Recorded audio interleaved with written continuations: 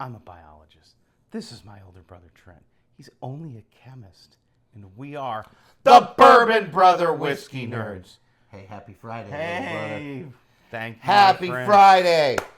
Bourbon Well- Brother Whiskey Words Kingdom, how are you doing? It is Fresh Crack Friday. And Trent, a bottle you and I have been talking about for quite some time. You know what? I missed my chance. I saw this in Pennsylvania, of all places. Not a phrase we use often. Correct.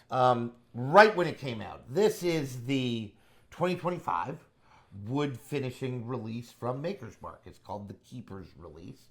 And I saw it at the same price that I paid today in Pennsylvania and didn't get it because I hadn't heard great things about the last one, sort of mixed reviews. Some people liked it, some people didn't. This year's, though, of course, since I missed my chance to buy it, has received nearly universal acclaim. Yeah, it's apparently been very well received, by the whiskey community. You think Trent is a bigger Maker's Mark fan than I am? I think I am. And one of the things that's interesting to me about Maker's Mark is Maker's Mark has this many mash bills and this many age statements. I'm not kidding you. Maker's Mark has this many mash bills. Nothing in Maker's Mark is not 70% corn, 16% wheat, it is a bourbon, and 14% malted barley. All of their whiskey is. As it turns out, Maker's Mark even rotates barrels. Yeah. So that all of their barrels age until Maker's Mark says it's done. Correct. Right? Like Bill Samuels, it's ready when it's done. when it tastes like Maker's Mark, Yep. it's done. We Correct. age whiskey until it's done. Generally, that tends to be about 6 to 8 years. Right they have around- a lot of 7 With the years. exception of celery. Right, they don't have age statements beyond that, right? Correct. Like the cellar age stuff is different. I think it's 12-year age stated or something like that. And part of it part of that age is in the cellar. Like Correct. they're not, it's truth in advertising. They call it cellar aged for a reason because Bill Samuels does not tend to love their product at really high ages. Correct. And so he started to mellow it out by aging it in the cellar where it's cooler. So the secret sauce here, Trent, is they finish it with 10 virgin oak staves. There are lots of different So wood in the barrel, it's the wood finishing, finishing. right? That's how they do it. That's how they get all of their flavor differences. All. If you don't age differently, with the exception of cellar age, really a high-end product, really tough to find, $200 MSRP, like it's really, really effectively unobtainium. And you only have the one mash bill. You got to find flavor differences somehow. And Maker's Mark does it with staving. There is the Maker's Mark 46, where they put in French oak staves. And this is the Keeper's Release, where they put in, as you mentioned, 10 virgin oak staves. Just so you know, a stave is a part of a barrel, right? Like the barrel is made of generally in the neighborhood of 30, some odd, 20 to 30 oak staves. And they put some just in the barrel. And that's how the virgin just means it hasn't been used before. We'll leave all the jokes in there. Yeah. And stay platform. We'll stop But- that. But I think Troy's right. I'm a bigger Maker's Mark fan than he is. But this has gotten universal acclaim. And so we're going to try it for you today on Fresh Crack Cellar Friday. Age, which we tried when we were in Kentucky going on 2 or 3 years ago, was a borderline life-changing experience for us. It was both. an incandescent It bottle. was pretty incredible. It was really, really phenomenal. Yeah. And we were, now part of it I think was, as Troy We mentioned, were at Maker's Mark. We were sitting out on their absolutely gorgeous it patio. was a nice day. It was a gorgeous Wasn't day. too hot. We were in Kentucky. I mean, what's Right. not to like? Right, we'll bring So- that on camera before we're but- done, folks. And it But was delicious whiskey. this is not a Trent quote. It is a Fred Minnick quote, the godfather of whiskey tasters, right? Fred Minnick.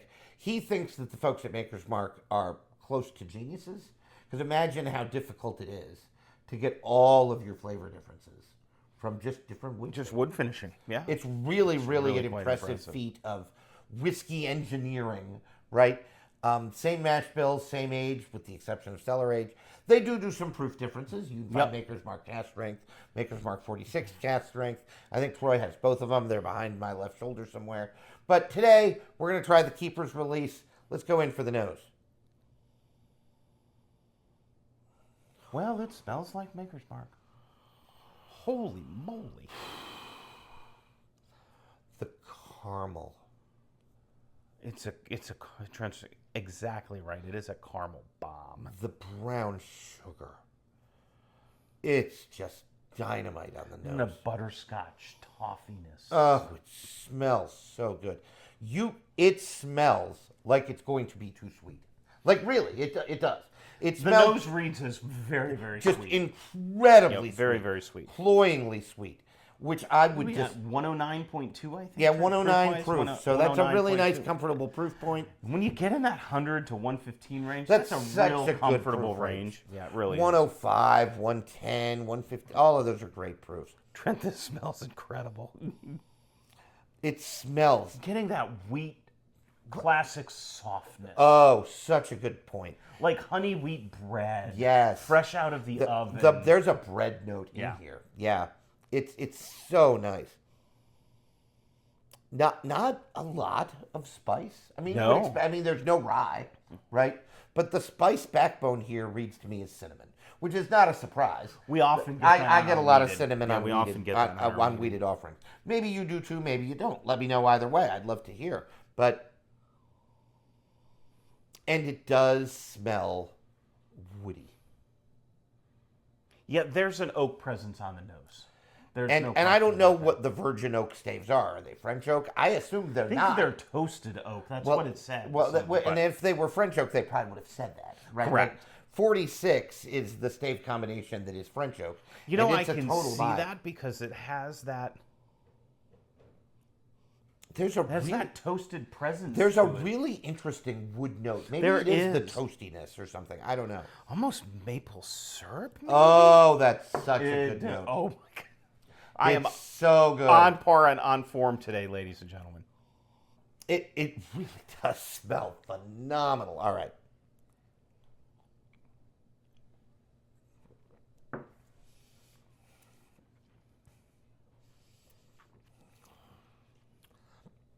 Big old swig for me, and I'm liking what I'm tasting.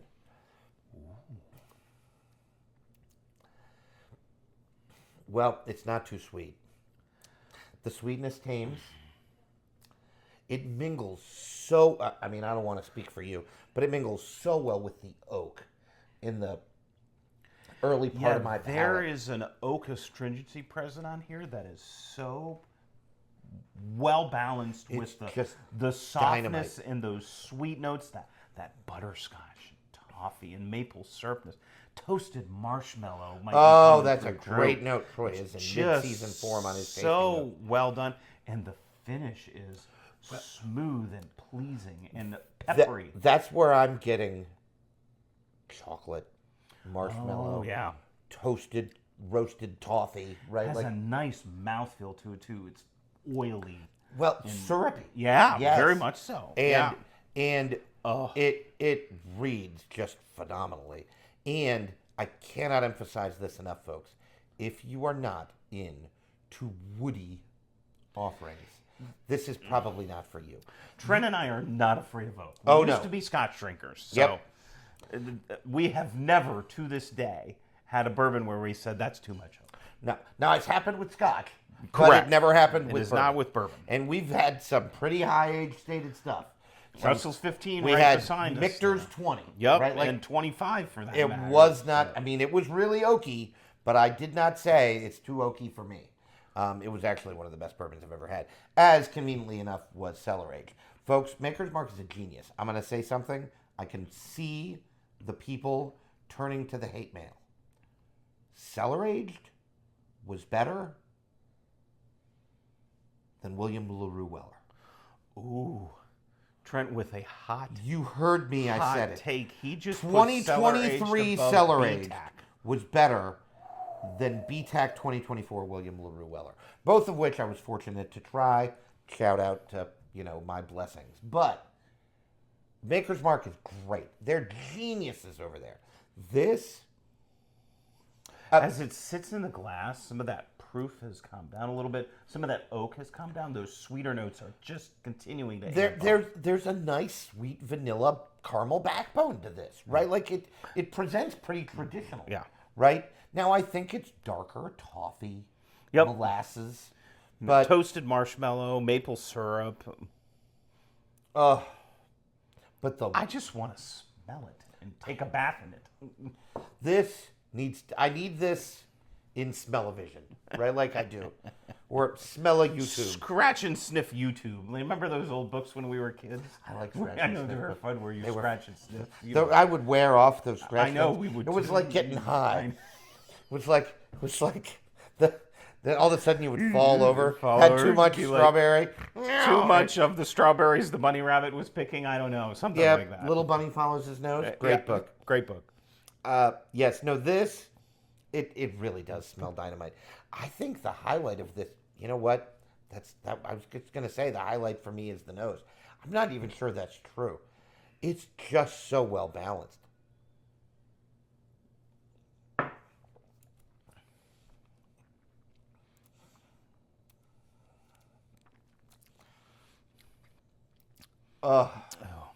What I really like about this is we often talk about that punch of flavor. I don't get as much of that on the initial palate, but boy, when it crosses the mid palate and goes into that finish, it punches. And it's dynamite. It is. It is. This is really an interesting whiskey. It is wood forward. It is astringent from the moment it's in your mouth. Yep. It Freshly sharpened pencil type It does. of stringency. It does not take long, and the finish initially presents as sort of peppery, which is bananas. Because I know Because there's zero rye in I this. know what the rye percentage in this Zero. whiskey is, and it's 0. Correct. 0.0 repeating rye. But then it calms down. Yeah. And it smooths out. And you're into right, you get those honey notes, those chocolate marshmallow and honey notes. and Yeah. marshmallow, syrupy. Yep, you really and the do. mouthfeel is amazing. This is just dynamite. I will say, it's just me, Troy can disagree. I was not big into whiskey when sort of the initial wood finishing series Yeah, yep. came into focus. Yeah, Like, they had the BEP the line. BEPs Yeah, those, and all some of that. the other ones were even more weird to say. Yeah. Like it was like PQ6 Yeah, RXP, something like right? that. Yeah, Yeah. SAT PMS. So, but yeah, it was really weird. It was an alphabet soup or whatever. But they were pretty well received too, and it was just different wood staving combinations. Well, then what I think it gives you an appreciation for is how much influence the barrel has and the wood has in the whiskey. Well, this is why honey barrels exist. Correct. Right? Like this is why single barrels exist. Correct. Right. Precisely. And barrel picks exist. Right. In principle, you could have 20-some different trees represented in each of those 20-some staves, and in each of these 10 staves in the whiskey. Now, this is a batch product. It's not a single barrel.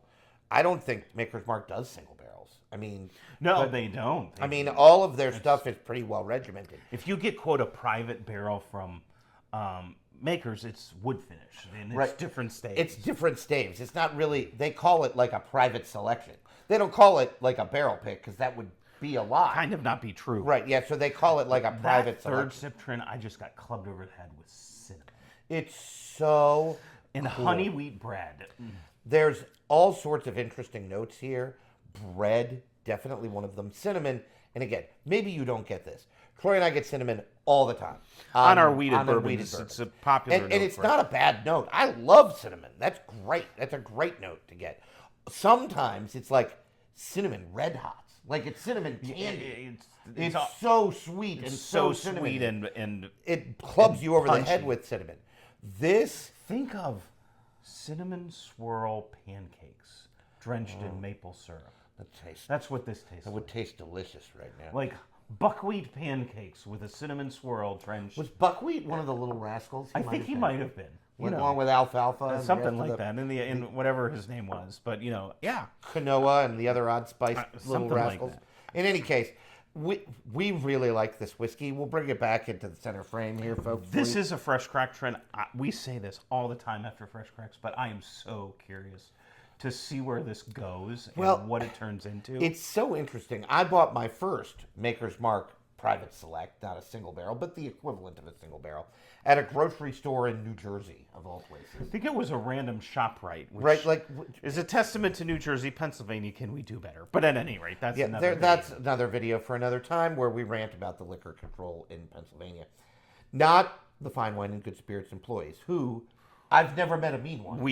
I like those people. I respect anyone who works for a living, and they work. So. Correct. Those people are not useless. They're very, very kind.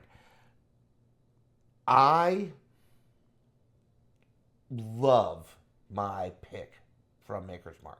I'm going to say that I love it. I thought I just liked it, but I revisited it recently. I'm not even sure Troy dug it as much as me. I think initially, I didn't. I like Maker's Mark more than Troy does. I like Old Forester more than me.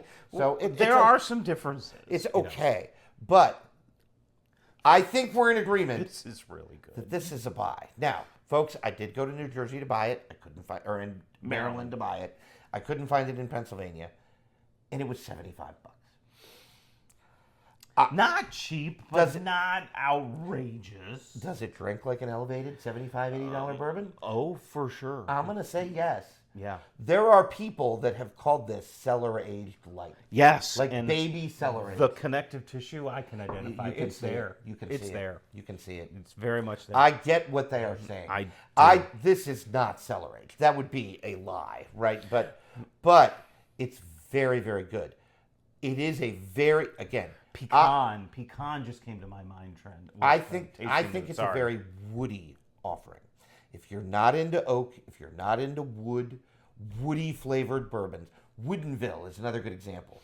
People say too much wood. I think it's delicious, right? I like it too. And this, again, if people have a gripe, it's going to be too much wood. Maybe that'll calm down, Troy's right. It might tame. We don't know what it's going to do when it opens up. So, but this is astringent from the moment it hits your palate. My tongue is still dry because of the astringency. And it hits you right over the head, right on the ball, and yet I am here for it. I love it.